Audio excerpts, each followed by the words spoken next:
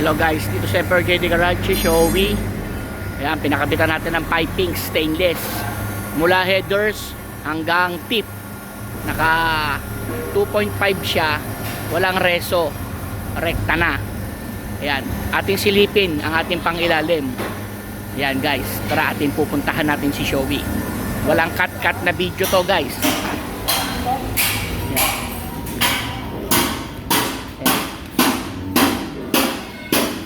Ayan. Naka-muffler siya na straight, nag-ready. Thailand yan, binili ko yan mismo sa Bangkok. Ayan, pina-refurbish lang natin kasi medyo maraming dumi. Yan ang kanyang pipings guys. Oh. Yun ang kanyang pipings. Ayan oh.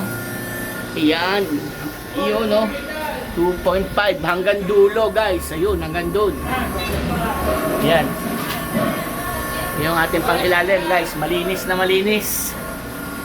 Yan no.